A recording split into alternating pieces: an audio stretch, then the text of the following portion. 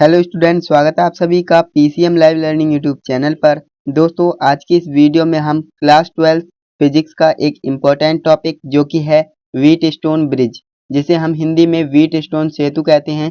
आज की इस वीडियो में हम इस टॉपिक को क्लियर करने वाले हैं। और दोस्तों, ये टॉपिक आपके न्यूमेरिकल्स में भी बहुत ज़्यादा हेल्प करने वाला है। तो आज की इस वीडियो में मैं आपको कॉन्सेप्ट तो सिखाऊंगा ही, साथ ही साथ इस व्हीट स्टोन सेतु का जो फॉर्मूला होता है P/Q बराबर R/S, उसे मैं आपको प्रूफ करके भी दिखाऊंगा। तो दोस्तों, वीडियो बहुत ज़्यादा इंपॉर्टेंट होने वाली है, तो वीडियो को कंप्लीट वॉच करिएगा। तो चलिए वीडियो शुरू करते हैं। तो दोस्तों, सबसे पहले हम परिभाषा को समझ लेते हैं, व्हीट स्टोन सेतु। तो दोस्तों, मैं आपको बता दूं, व्हीट स्टोन एक वैज्ञानिक का ही नाम है, यहाँ पर आप कंफ्यूज ना होइएगा। व्हीट स्टोन सेतु एक वैज्ञानिक थे और उन्होंने प्रतिरोधों के बारे में जो भी अपना कंक्लूजन दिया है, तो उन्होंने अपने नाम पर ही दे दिया है। ओके, तो व्हीट स्टोन सेतु क्या है?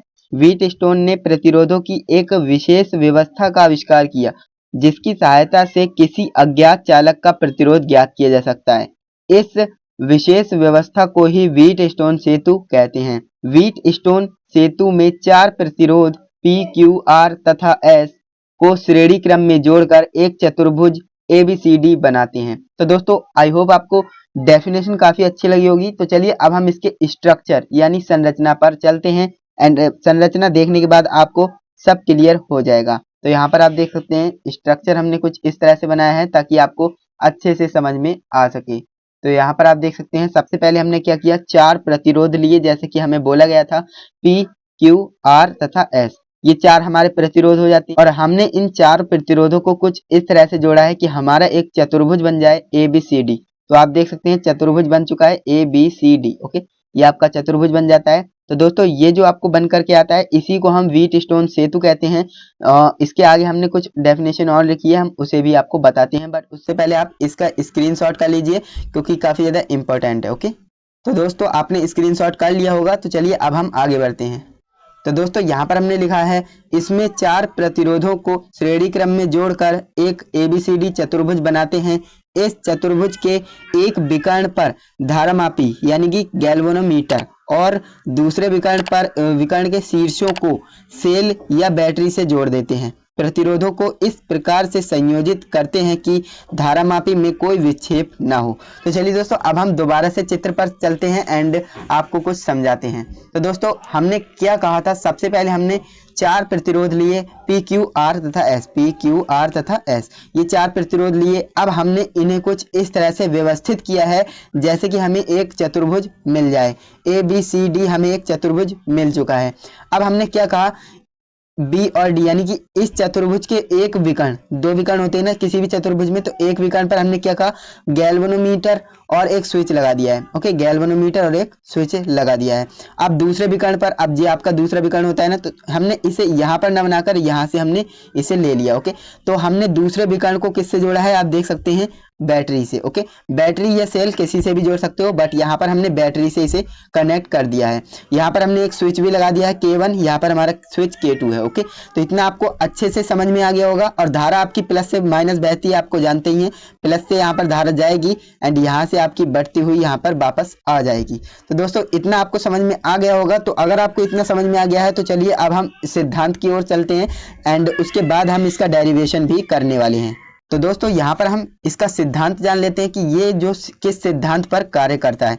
तो चतुर्भुज के किन्हीं दो संलग्न भुजाओं के प्रतिरोधों का अनुपात शेष दो संलग्न भुजाओं में लगे प्रतिरोध के अनुपात के बराबर होता है। तो दोस्तों, ये जो है यही सिद्धांत पर कार्य करता है व्हीट स्टोन ब्रिज। ओके, तो चलिए अब हम इसका डेरिवेशन करते हैं जो कि काफी ज्यादा इंपॉर्टेंट है आपके परीक्षा के लिए। ओके, तो यहाँ पर डेरिवेशन यानी प्रूफ कैसे करेंगे, तो यहाँ पर फ्रॉम किरचॉफ लॉ।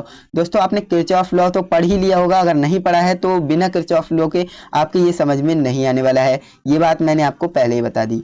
तो आपको लूप देखना है, लूप ABDA में। अब लूप आपको यहाँ पर दिखेगा चित्र में, मैंने आपको सब कुछ एक ही चित्र में बता रखा है।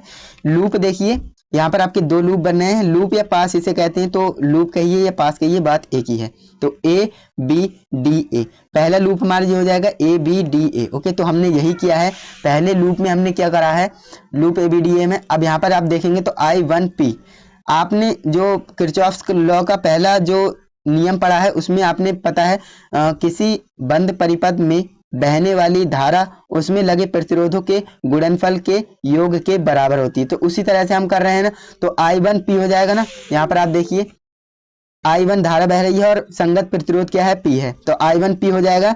एंड इसके बाद I3G होगा। क्यों होगा, यहाँ पर आप देख सकते हैं धारा गई तो I3 एंड G, यहाँ पर G हो जाएगा। माइनस लगाएंगे, माइनस क्यों लगाएंगे, क्योंकि धारा यहाँ से भी आ रही है, यहाँ से भी आ रही है, तो विपरीत दिशा है ना, तो इसलिए माइनस लगाएंगे, तो माइनस I2R हो जाएगा। I2R क्यों होगा, क्योंकि I2 धारा बह रही है एंड R हमारा प्रतिरोध है। तो ये आपकी इक्वेशन बन जाएगी। यहाँ पर आप देखिए, यहाँ पर हमने लिख रखा है I1P plus I3G minus I2R बराबर 0 करके हमने इसे एक इक्वेशन बना दी है, I1P बराबर I2R। ओके, ये आपकी इक्वेशन हो जाएगी।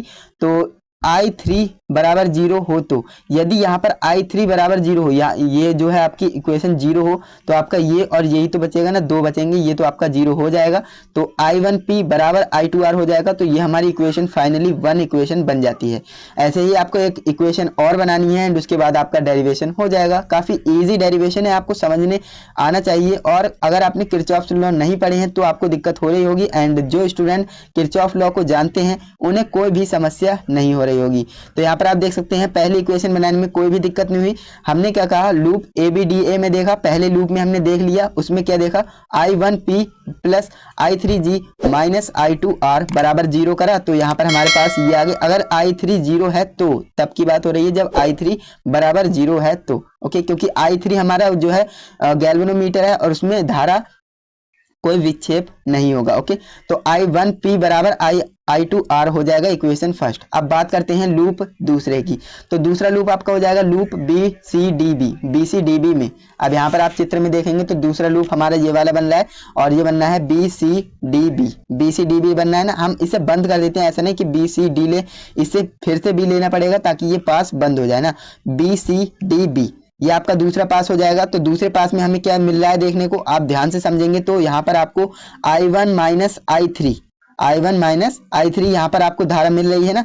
यहाँ पर आप देखेंगे तो यहाँ से धारा गई, तो यहाँ पे धारा 2 भागों में बटी है, I3 एंड यहाँ पर I1 2 भागों में बटी है, तो I1 माइनस I3 हो जाएगा ना, बिल्कुल हो जाएगा। तो यहाँ पर हमें I1 minus I3 and into में हम क्यों लगाएंगे, क्योंकि ये संगत प्रतिरोध है। ओके, तो इतना आपको समझ में आ गया होगा। ये हमारी धारा हो गई, ये हमारा प्रतिरोध हो गया, दोनों का गुणनफल हो जाएगा। अब अगले स्टेप पर जब हम आएंगे तो वहां पर हम माइनस का प्रयोग करेंगे। क्योंकि यहाँ पर आप देख सकते हैं धारा विपरीत हो गई, यहाँ से यहाँ तक धारा विपरीत हो गई ना। तो यहाँ पर हमने I1 माइनस I3 लगाएंगे और इसके साथ S लगाएंगे। माइनस लगाने के बाद S आपका संगत प्रतिरोध है तो S आ जाएगा। ओके, एंड इसके बाद हम माइनस फिर लगाएंगे, क्योंकि फिर से हमारी धारा विपरीत है। एक धारा यहाँ से आ रही है और एक धारा यहाँ से जा रही है। यहाँ पर देखिए यहाँ से आई और ये धारा हमारी यहाँ से आ रही है। ओके, तो माइनस I3G हो जाएगा। क्यों होगा, क्योंकि I3 तो हमारी इसमें धारा आ रही है और G हमारा गैल्वेनोमीटर है। तो इतना आपको समझ में आया होगा। एक बार दोबारा से बताता हूँ, आप ध्यान से समझिए। यहाँ पर हमारी जो धारा आ रही थी वो I1 माइनस I3 आ रही थी ना, क्योंकि 2 भागों में बटी तो I1 माइनस I3 आएगी और इसका संगत प्रतिरोध Q है, तो इसके साथ हमने Q की मल्टीप्लाई कर दी। एंड इसके बाद हम जब आगे आते हैं तो यहाँ पर आप देखिए ये धारा यहाँ से आ रही थी, अब यहाँ पर ये विपरीत दिशा हो गई ना, यहाँ से भी आ रही है और यहाँ से भी आ रही है, तो दोनों लड़ रही हैं, यानी आपस में टकराव हो रहा है धारा का, है ना। तो वहां पर हम माइनस लगाएंगे, minus I2 plus I3 and into में S लगाएंगे क्योंकि संगत प्रतिरोध है। एंड इसके बाद फिर माइनस लगाएंगे, क्योंकि हमारी धारा यहाँ से आ रही है और यहाँ से भी आ रही है, तो दोनों आपस में धारा टकरा रही हैं।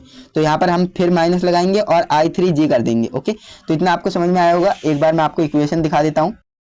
यहाँ पर हमारी कुछ इक्वेशन ये इस तरह से बनेगी, I1 माइनस I3 इंटू में Q आएगा संगत प्रतिरोध, माइनस I2 प्लस I3 और यहाँ पर S आ जाएगा संगत प्रतिरोध, माइनस I3G बराबर 0। अब यहाँ पर हम फिर वही लिखेंगे कि यदि I3 बराबर 0 हो तो हमारी I3 0 क्यों मान रहे हैं, क्योंकि गैल्वेनोमीटर है। ओके, एंड यहाँ पर अगर हम इसे 0 कर दें तो हमारे पास ये 2 टर्म्स बचेंगी एंड बराबर में 0 है, एक को हम यहाँ पर भेज देंगे तो हमारे पास कुछ फाइनल इक्वेशन इस तरह से आएगी, I1Q बराबर I2S।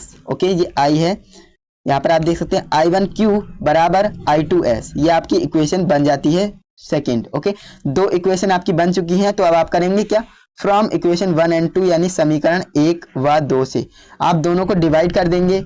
डिवाइड करने के बाद आपके सामने फॉर्मूला आ जाएगा। तो यहाँ पर आप देख सकते हैं इक्वेशन फर्स्ट हमारी है I1P बराबर I2R। I1P बराबर I2R अपनों ने ये इक्वेशन यहाँ पर लिख ली। अब बात करें सेकेंड इक्वेशन की, तो डिवाइड कर रहे हैं तो बटे का निशान लगाएंगे एंड इसके बाद I1Q यहाँ पर लिख दिया, बराबर का निशान है, I2S आएगा तो यहाँ पर I2S लिख दिया। अब आप देखेंगे ध्यान से तो I1 से I1 कैंसिल आउट हो जाएगा, I2 से I2 कैंसिल आउट हो जाएगा। यहाँ पर बचेगा क्या, P/Q बराबर R/S, P/Q बराबर R/S। यही हमारा व्हीटस्टोन सेतु का फॉर्मूला है। तो दोस्तों उम्मीद करता हूँ आपको ये डेरिवेशन बिल्कुल अच्छे से क्लियर हुआ होगा एंड इसके बाद हमें थोड़ी सी और लाइन्स लिखनी है, कुछ और इम्पोर्टेंट लाइन्स हैं एंड उसके बाद हम वीडियो को समाप्त करेंगे। अतः स्पष्ट है कि P व Q का अनुपात तथा प्रतिरोध R का मान ज्ञात हो तो अज्ञात प्रतिरोध S की गणना की जा सकती है। दोस्तों मैं आपको बता दूं P/Q बराबर R/S होता है, तो उसमें S जो होता है ना, S वो हमारा अज्ञात प्रतिरोध होता है, वही यहाँ पर लिख रखा है। अतः स्पष्ट है कि P व Q का अनुपात तथा प्रतिरोध R का मान ज्ञात हो तो हम इजीली क्या कर सकते हैं, S का मान जो है वैल्यू फाइंड आउट कर सकते हैं, यानी ज्ञात कर सकते हैं।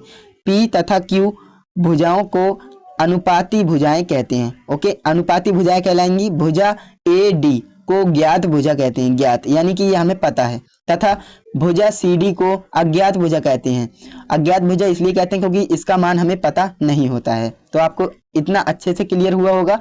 तो अब बात करें यहाँ पर नोट्स की, नोट्स आपके लिए इंपॉर्टेंट है। व्हीटस्टोन सेतु के सिद्धांत के उपयोग कहाँ पर होते हैं तो वो आपको बता देते हैं। व्हीटस्टोन सेतु के सिद्धांत से प्रतिरोध नापने के लिए दो उपकरण बनाए गए। दो उपकरण कौन कौन से थे, तो पोस्ट ऑफिस बॉक्स है, पोस्ट ऑफिस बॉक्स, तथा metre bridge. Okay, metre bridge भी आप, इन दोनों उपकरणों से हम किसी भी अज्ञात प्रतिरोध का मान ज्ञात कर सकते हैं। तो दोस्तों उम्मीद करता हूं आपको ये वीडियो काफ़ी ज़्यादा इन्फॉर्मेटिव लगी होगी। अगर दोस्तों आपको व्हीटस्टोन सेतु पर कुछ न्यूमेरिकल्स चाहिए तो मुझे आप कमेंट करके ज़रूर बताइएगा कि सर हमें न्यूमेरिकल्स कराइए एंड मैं आपके लिए एक न्यूमेरिकल की सीरीज शुरू कर दूंगा। एंड न्यूमेरिकल्स आप जानते ही हैं आपके बोर्ड परीक्षा के लिए कितने ज़्यादा इंपॉर्टेंट होते हैं। इंपॉर्टेंट आपके डेरिवेशन भी होते हैं, डेरिवेशन और न्यूमेरिकल ये दोनों काफ़ी ज़्यादा इंपॉर्टेंट होते हैं। आई होप आपको इस वीडियो से ये टॉपिक बिल्कुल क्लियर हो गया होगा, कोई भी डाउट नहीं होगा। अगर आपको डाउट है भी तो आप मुझे कमेंट कर सकते हो, मैं आपको रिप्लाई कर दूंगा। दोस्तों चैनल पे नहीं हो तो चैनल को सब्सक्राइब कर लेना, क्योंकि हमारे चैनल पर आपको इसी तरह की वीडियोस डेली देखने को मिलती हैं और आपको कुछ नया सिखाते रहते हैं। तो चलिए दोस्तों आज की इस वीडियो को यहीं पर एंड करते हैं। मिलते हैं किसी नेक्स्ट वीडियो में किसी नए टॉपिक के साथ। तब तक के लिए जय हिंद, वंदे मातरम।